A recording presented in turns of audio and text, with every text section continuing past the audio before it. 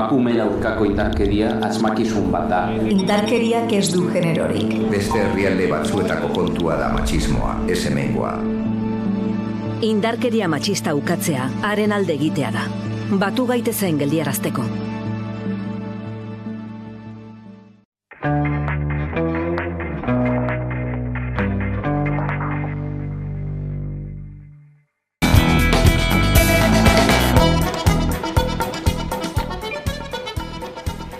Memoria eta bizikidetzaren inguruan hizketaldi zintzoa gauzatzeko gonbita luzatu dio Imanol Pradales Eusko Jaurlaritzako lehendakariak Fermin Muguruzari.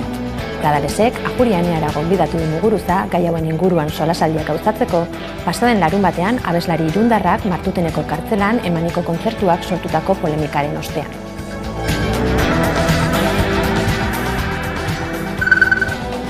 Eguerdian. Indarkeria sexistaren aurkako plataformak antolaketa eta borroka kolektiboa aldarrikatu ditu gaur goizean Iruñean, emakumeen aurkako indarkeriari eta gizonen jarrera oldarkorrei aurre egiteko. Gizonek euren privilegioak arriskuan ikusten dituzte eta jarrera geroz eta oldarkorragoak hartzen ari dira. Horregatik, antolakuntza eta militantzia feminista ezinbestekoak dira. Borroka kolektiboa, gure arteko elkar zaintza eta saretzeak egingo gaituelako askeago. Horregatik, aurtengo azaroaren 25ean berriro ere kalera irtengo gara eta gure mezua argia da. Ez bazara konponbidea, arazoa zara. La vergüenza va a cambiar de bando. Pentsio duinak aldarrikatu ditu beste behin ere Euskal Herriko pentsiodunen mugimenduak. Gasteizen egin dute agerraldi oraingoan eta bertan pentsio txikiak 1.080 eurora arte osatzea eskatu diote Eusko Jaurlaritzari.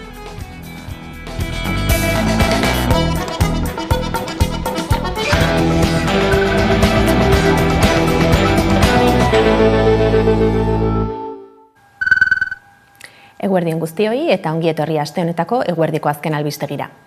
Fermin Muguruzak Martutenen pasaden larunbatean egindako emanaldiaren inguruko polemika oraindik ere martxan da. Atzo, Imanol Pradales Eusko Jaurlaritzako lehendakariak gonbita luzatu zion Muguruzari Ajuria Eneara bertaratu eta memoria eta bizikidetzaren inguruan zintzo hitz egiteko.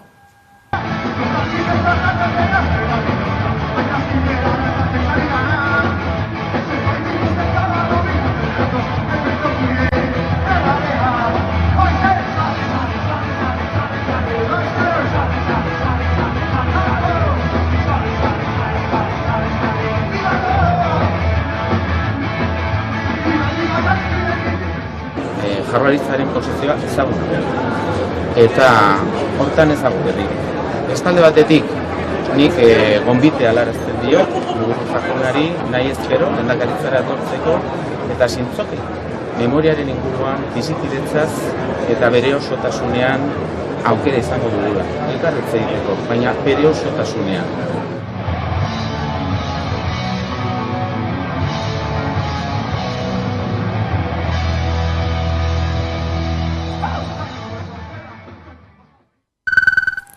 Astelenean inauguratu zuten Bilbon Atalasea terrorismoaren eta indarkeria politikoaren eta polizialaren biktimen omenezko memoriagunea. Bertan, Bilboko udalak Inigo Kabakasen hilketa behar beste argitu gabeko kasutzat hartu du. Horren aurrean, Kabakasen familia haserre eta saminduta agertu da udal gobernuaren erabakiarekin. Astelenean inauguratu zuten Bilbon Atalasea terrorismoaren eta indarkeria politikoaren eta polizialaren biktimen omenezko memoriagunea. Bertan, Inigo Kabakas behar beste argitu gabeko kasutzat hartu dute eta polemika sortu da. Jone Goirizelaia Kabakas sendiaren abokatuak Euskadi Irratian salatu du epai batek baino gehiagok jo duela frogatutzat kasua, Auzitegi Gorenak barne, eta Atalase eskultura multzoan emandako tratuagatik birbiktimizatuta sentitzen dela Kabakas listeran zuzendia. Eta Bilboko udalaren empatia ezagatik suminduta dagoela adierazi du familiaren abokatuak. A mí nadie me había dicho lo que había en aquella placa. Yo no lo vi hasta cuando terminó el evento. Pues luego ya terminó y nada, pues nos fuimos a acercar a la placa esa que han puesto, grande con todos los nombres, ¿no? Pero, ¿cuál fue mi sorpresa? Que Íñigo Cabacas sin esclarecer. Mira, casi me da un mal. Es que no hay derecho a esto. Que a día de hoy, después de tantos años, que nos anden nungueneando, no me lo puedo creer. Sabrán mucho de leyes y de historias de humanidad, Cero patatero. Ibone Bengoetxea Eusko Jaurlaritzaren lehendakari orde eta kultura eta hizkuntza politiketako sailburuak adierazi du, ez dakiela nola egin duten zerrenda hori, baina ulertzen duela Inigo Cabacas-en gurasoen mina eta haserrea.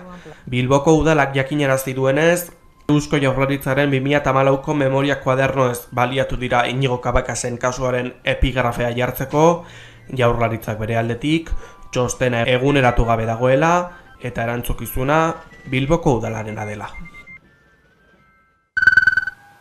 Santi Bruar eta Josu Muguruzaren erailketen 40. eta 35. urteurrena gogoratzeko manifestazioak gauzatu zuen atzo Sortuk.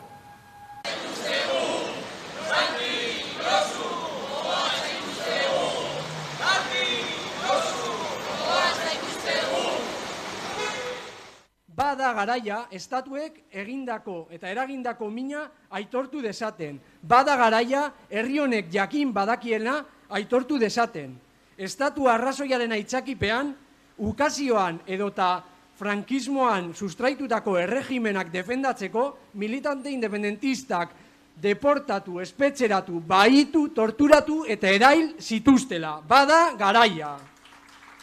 Herri arnasa gara. Eta momentua da behingoz gatazka politikoaren erroeri heltzeko. Une erabakigarrian gaude, horretan ere ez izan zalantzarik. Nazio aitortza eta estatus politiko berrien inguruko eztabaida irekia dago bete-betean. Eta guk ez diogu uko egingo irekitzen den aukerari. Beti bezala arduraz jokatuko dugu, eta besteei ere ardura exigituko diegu. Gu ez garelako jaio gutxi batzuen aldarrikapenei arnasa emateko. Gu herri honen etorkizuna irabazte bidean gehiengoak artikulatu, boterea eskuratu eta hau herriaren zerbitzura jartzeko gaude hemen. Gu askatasunaren borrokaren arnasa gara. Gora herria! Gora Euskal Herria askatuta! Gora Santi eta Josu! EH Bildu, Geroa Bai eta PSNek akordioa sinatu zuten atzo, Iruñeko erorien monumentua eraldatu eta eraikin berean, Maravillas Lamberto interpretazio zentroa ezartzeko. Iruñeak akordioa itxi du erorien monumentuaren zati bat eraisteko eta fascismoa salatzeko zentro bat sortzeko. Simbologia frankista dakarten arkitektura elementuak eraistea, kanpoko kupulan eskuartzea eta gainerako higiezinean faxismoa eta memoria demokratikoa salatzeko Maravillas Lamberto zentroa martxan jartzea. Horiek dira Iruñeko erorien monumentua eraldatzeko EH Bilduk, PSNek eta Geroa Baik lortutako akordioaren funtsezko elementuak. Urratxonek, hamarkada luzez frankismoaren biktimak mindu eta oro har frankismoaren kontrako herritarrak ere mindu dituen arazo izatetik aukera historiko izatera pasa dela pentsatzen dugu. Aipatutako akordio politikoaren data ez da ausaz aukeratutakoa. Frankoren heriotzaren 49. urteurrena baita. Hortik aurrera, akordioak zehazten duena da eraikinaren eraldaketa fisiko eta simboliko bat lau ardatzen gainean. Aurreneko bat, eraikinean bertan Maravillas Lamberto deituko den interpretazio zentroaren sorrera. Bigarrena, simbologia faxistari lotutako hainbat elementu eraistea. Hirugarrena, arkitektonikoki eraikinaren balio sozial berriaren araberako aldaketak egitea. Eta laugarrena, hiriaren ikuspegitik huts egin duen espazio bat berreskuratzea. Aldi berean, eraikin eraldatuan fascismoa eta memoria demokratikoa salatzeko zentro bat sortzea aurreikusten da. Maravillas Lamberto deituko dena, basakeria frankistaren ikonoa. Eta bukatzeko, akordio honetako indarsinatzailek bi lanlerro zehazten dituen bide orri bat proposatzen dugu. Bide orri horrek, batetik, Nafarroko Parlamentuan zilegitasun demokratiko eta ziurtasun juridiko osoz interbentzioa posible egiteko aldaketak proposatuko ditu. Eta beste alde batetik, Iruñeko udaletxeari dagokionean proiektuen inguruko lehiaketa berri bat martxan jarriko da eta lehiaketa berri horrek helburua izango du arkitektonikoki eta urbanistikoki hiria hobetzen laguntzea.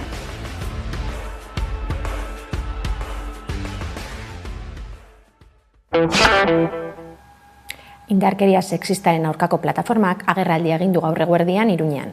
Bertan izan da Irune Rejano. Indarkeria sexistaren aurkako plataformak prentsaurrekoa eskaini du gaur azaroaren 25ko indarkeria matxistaren aurkako nazioarteko eguna dela eta. Prentsaurrea 2024an Euskal Herrian eraildako 5 emakumeak gogora ekartzen hasi dute. Ez bazara konponbidea, arazoa zara lelopean, kalera ateratzeko deia egin dute azpimarratuz 11 direla mobilizatzeko arrazoiak. Instituzioi benetako inbertsio eskatu diote prebentzio programetan oinarritzen dena. Beraz, deialdia zabaldu dute hemen Iruñean azaroaren 25ean 8etan Gaztelu plazatik abiatuko den manifestaziora. Arazoa zarete, eraso bat salatzen dugunean gure hitza zalantzan jartzen duzuenak. Arazoa zarete lagunartean txiste eta komentarioak mozten ez dituzuenean. Arazoa zarete erasoren bat jasan dugunean justifikatzen edo errua guregan jartzen duzuenean. Arazoa zarete erasotzailea seinalatu bai, baina zuen jokaerak errebisatzen ez dituzuenean. Arazoa zarete feministok urteetan zehar salatzen gabiltzan indarkeriaren aurrean erantzunkizunik hartzen ez duzuenean. Gizon gehienek konplizitatea, justifikazioa eta indarkeria matxistak desagerrarazteko eta salatzeko konpromiso falta izaten jarraitzen duzue. Zuentzako mezua zuzena da, ez bazarete konponbidea, arazoa zarete. Astelehenean izango da emakumeen aurkako indarkeria desagerrarazteko nazioarteko eguna. Horren harira, Espainiako Berdintasun Ministerioak ekitaldi instituzionala egingo du eta bertan Asun Casasola Nagore Lafaxen ama aitortuko du indarkeria matxistaren aurkako borrokan egindako lanagatik. Espainiako Berdintasun Ministerioak Asun Casasola Nagore Lafaxeren ama aitortu du indarkeria matxistaren aurkako borrokan egindako lanagatik. Hain zuzen, Casasolak erresilientzia saria jasoko du giza eskubideen aldeko aktivista gisa egindako lanagatik.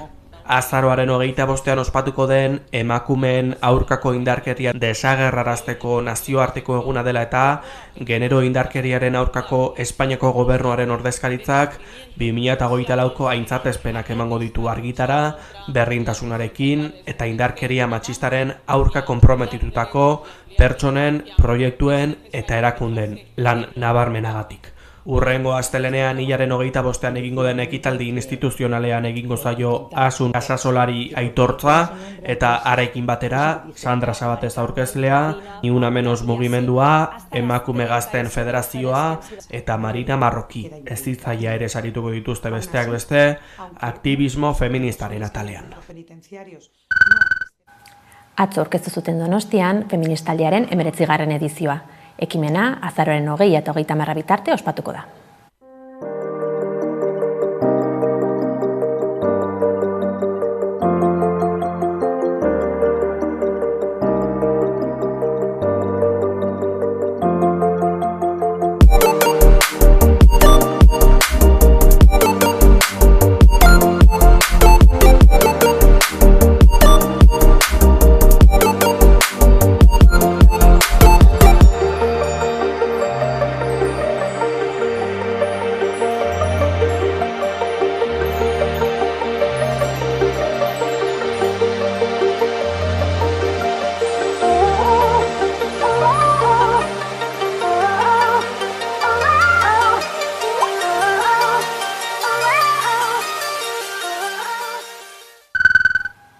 Gipuzkoako probintzia auzitegiak ertzaintzak Realearen Azelaiaren inguruetan zaurituriko emakumearen kasua berriz ere zabaltzea erabaki du.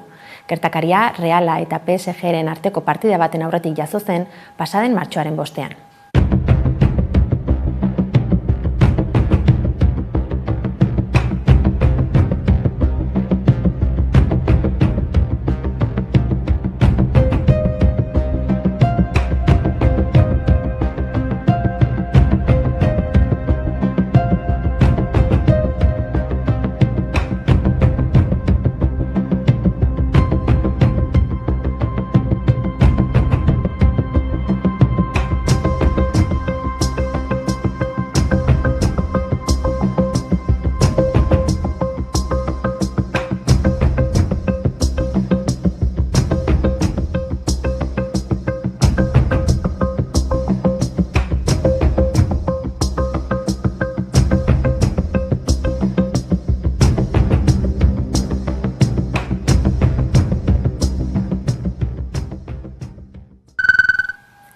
Nafarroan, LAB sindikatuak osasun lege berriaren proiektua gaitzetsi du.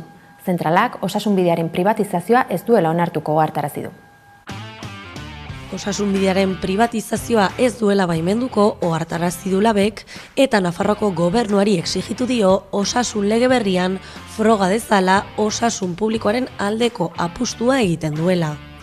LAB sindikatuak elkarretaratzea egin du Iruñean, dozenaka delegaturekin baita osasun arloko profesionalekin ere, Bianako Printzea kontsulta zentroaren aitzinean, gobernuak aurkezturiko osasun lege berriaren aurreproiektuak irekitzen duen bide privatizatzailearen aurka protesta egiteko. Imanol Carrera LABen bozeramaileak argitu duenez, aurreproiektuak adostasun falta du eta ez da tresna erabilgarria izanen osasunbideak egun dituen arazoei aurre egiteko. Salatu behar dugu atzo osasun zuzendari orokorra den Antonio Lópezek aitortu zuen LABetik egiten dugun irakurketa hau. Elementu guzti hauek onartzen ditu, baina berak esaten du guk esaten ditugun ondorioak ez direla emango.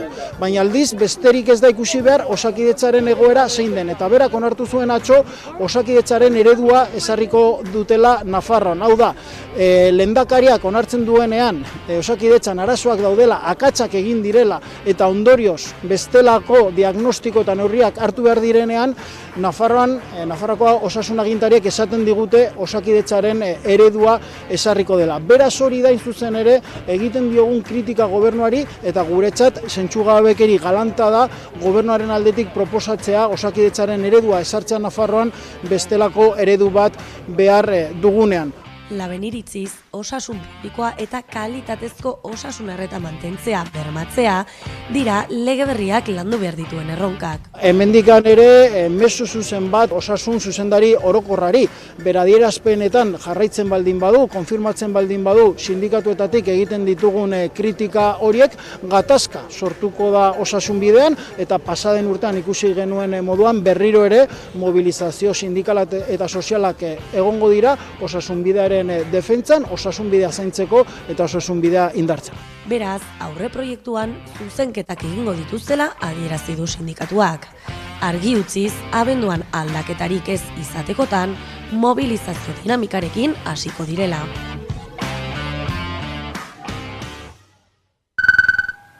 Bizkaia eta Arabako anbulantzien zerbitzua Lapau enpresa katalana kudeatu du orain arte. Datorren azaroren 25-etik aurrera baina, bertan bera utziko du ardura eta beste 3 enpresek hartuko dute bere gain zerbitzua.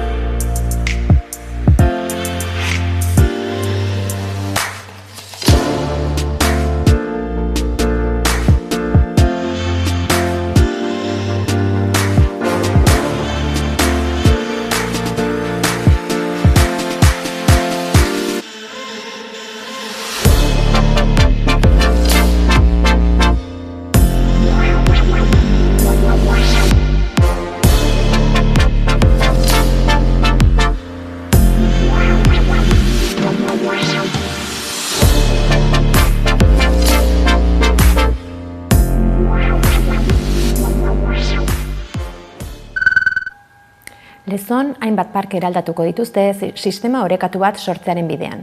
Proiektuaren aurkezpenean izan da gaur goizean, Udane Arbeo.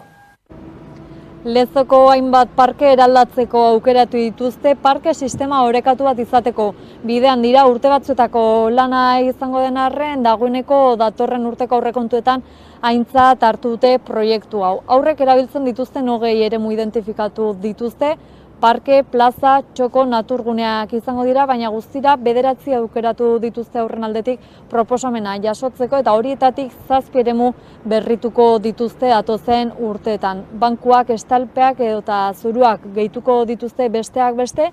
Proiektu honetan parte hartzaile nagusiak aurrak izan dira, diagnostiko eta proposamen fasean parte hartu dute eta aintzat hartu dira horien ekarpenak. Esan bezala, urte luzeetan egin beharko den proiektua izango da. 2023aren amaieran ia hoin dela urte bete, abiatu genuen parken eraldaketa prozesu horri begira proposamena osatzeko lanketa, ez?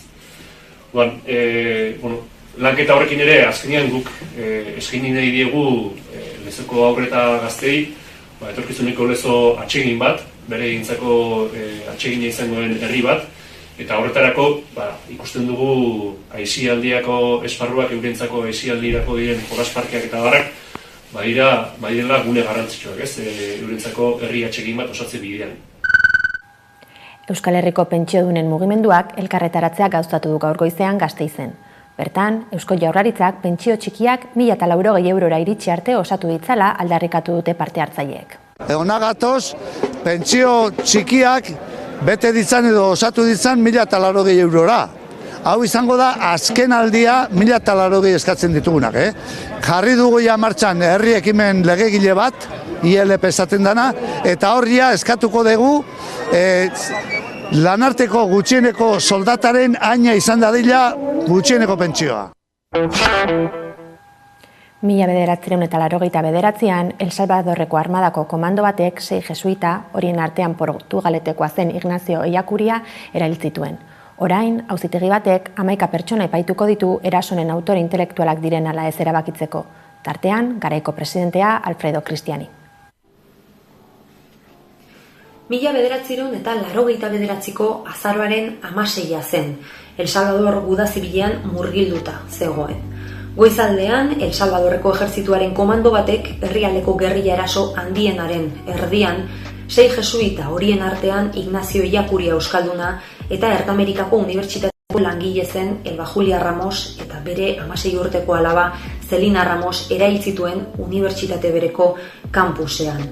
Guda zibilean egoera zaurgarrienean zeuden herritarren eta giza eskubideen alde egindako borrokagatik gogoratzen dira 6 jesuitak eta 2 emakume hauek. Prozesuak etapa gorabeheratsuak pasa ditu behin baino gehiagotan itxi eta ireki den kasua delako. Berriki jakinarazi da, EFE agentziak argitaratu duenez, El Salvadorreko instrukzio auzitegi batek 11 pertsona epaituko dituela erailketa hauen ardura egozteko. Horien artean daude 9 militar, Rodolfo Parker diputatu ohia eta Alfredo Cristiani 89tik 94 herrialdeko presidente izan zena. Epaitegiak Cristiani, Parker eta 3 militar atxilotzeko agindua eman du ez direlako azken bistara agertu informazio agentziak jasotakoaren arabera.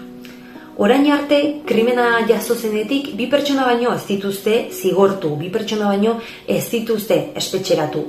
Guillermo Benavides koronela, 30 urteko espetxe zigorra ezarri zioten El Salvadorren, eta Inocente Montano, segurtasun publikoko ministrorde ohia.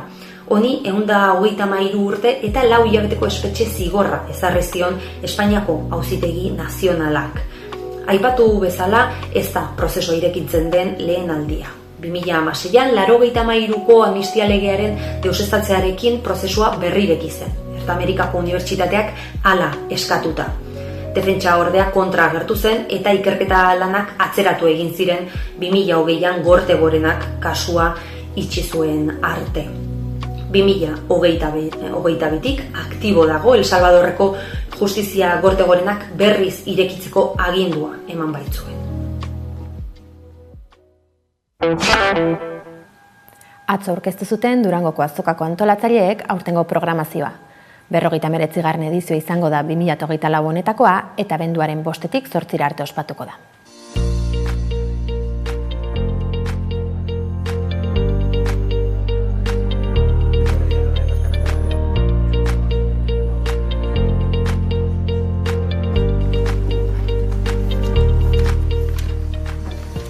Bandako guneko azokan, 153 partaidek 274 erakusmai jarriko dituzte.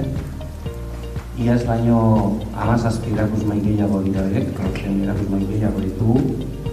Erakusmai horietan 933 nobedade egongo dira eskuragarri.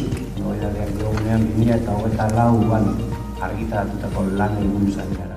Esan dezagun gaur egun Euskal Herriko literatur eta musikaren taupadaren oso lagin anitza eta zabala dela.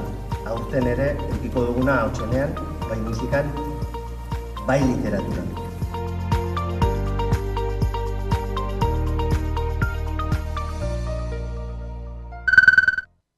Atzo gauzatu zen Bilbon berbagunea euskararen erabilera bultzatzeko ekimena. 11. berbagunea egin dute Bilboko Azkuna zentroan, egun osoan zehar hainbat ikastetxetako ikasleak batu ditu mahaiaren bueltan euskaraz aritzeko. Berbagunea Bilbo izan behar da. Horrezegatik gaur nahi duguna, azpimarratu nahi duguna da Bilbo gero eta euskaldunagoa izan behar dela. Eta hori denon ardurea izan behar da. Ez bakarrik erakundeen ardurea, baizik eta pertsona guztien ardurea. Ullibarri euskaltegiak antolatu du aurtengoa eta ekimenaren helburua da euskara kaleratera eta egunerokotasunean daukan garrantzia aitortzea. Batez ere, ekitaldi hau egiten dugu gazteekin. Gazteak dira oraina eta etorkizuna. Horrezegatik oso importanteak dira etorkizunerako. Baina horrezetarako euskararen erabilpena da aurrean daukagun erronka. Eta erabilpena ez bakarrik gure harremenetan, baizik eta sare sozialetan, bai aisialdian, eta horrezetarako denok hartu behar dugu hori importantea dela. Holantze hartuko dugu erantzukizuna hori aurrera itzeko, eta holantze lortuko dugu Bilbo gero eta euskaldunagoa izatea. Juan Maria Aburto alkatearekin batera Leixuri Arrizabalaga Euskara Saileko foru diputatua ere berbagunean izan da. Aste honetan, Pinpilinpusis taldearekin arituko daizketan Koldo Otamendi, Ane Bartzena Durangarrak eta Raquel Pagés Katalanak osaturiko musika bikotearekin. Gaurko musika zuzenean telebista saioan, Pinpilinpusis taldea ezagutuko dugu. Bartzelona eta Durango artean kokatzen den taldea da honakoa, eta bi partaidez osatu da dator. Raquel Pagés Bartzelonakoa da, Ane Bartzena berriz Durangarra. Bartzelonan osatu zuten taldea duela 8 urte, eta geroztik diskoak eta zuzenekoak tartekatu dituzte etengabeko bidean. Musikalki koktelera koloretsua proposatzen du taldeak. Roka bada, popa ere, melodia gozoak eta distortzioa eta zalata. Guzti horrek bat egiten du bikoaren proposamenean. Bateria, gitarra eta ahotsa. Horiek dira, Pinpilinpusis talderen lanabesak eta armak. Zuzeneko emanaldietan ere horrela toleratzen dira, biko formatoan. Bi musikariek tresnak tartekatzen dituzte, kantuaren arabera.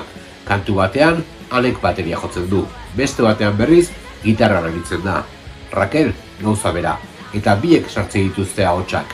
Kantu batzuetan Raquelek eramaten du ahots nagusia, besteetan ordea Anerena da, eta kantu askoretan biak batera abesten dute. Hizkuntzari dagokionean bide guztiak zabali ditu bandak. Gaztelera, inglesa, katalana eta euskera. Lau horiek erabili izan dituzte kantuak sortzerako garaian. Taldearen hastapenetan ingelesa zen hizkuntza nagusia. Denborarekin hizkuntza berriak sartu dira taldearen musikabidean, hau naturaltasunez ere.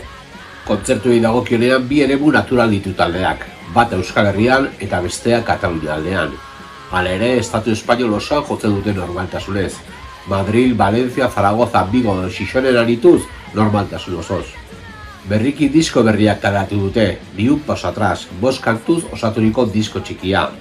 Grabaketa Bilbon egin dute, Urtzi Iza teknikariaren eten Espazio Sonoro estudioetan. Beste behin ere koloretsu dator diskoaren diseinua, eta horretarako marrazkiak erabili izan dituzte, askotan egin bezala. Lana dagoeneko formato digitalean entzu daiteke sarean, eta bideo horretan laster iritsiko da vinilo edizioa. Izan ere, bitxikeri bezala esan behar da taldeak sarean duen kanturik entzunena R izeneko kantua da, euskeraz egin zuten lehena. Kantuekin batera, ugariek dira taldeak sortu dituen bideolanak, eta YouTube kanalean ikusi daitezke esaterako. Musika zuzenean telebista saioa Gasteizko Geldorado aretora gerturatu zen pasaden ostiralean bikoarekin elkarrizketa egiteko. Bertan eskaini zuten kontzertua Bize bandarekin batera, eta kontzertu aurretik harrapatu genituen Come o Muere jatetxe ederrean. Taldearen ibilbidea eta azken diskoan murgildu ginen, eta guzti hori gaur ikusteko aukera izango duzue. Hemen, 11 telebistan, gabeko 10 aurrera. Era berean, gaieran musika zuzenean telebista saio guztiak ikusteko aukera izango duzue.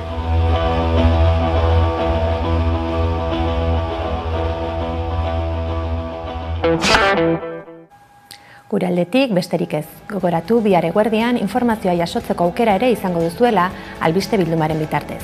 Amaikaren webgunea eta sare sozialak ere eskuragai dituzue datu gehiago ezagutu nahi izan ezkero. Ondo izan eta datorren astera arte.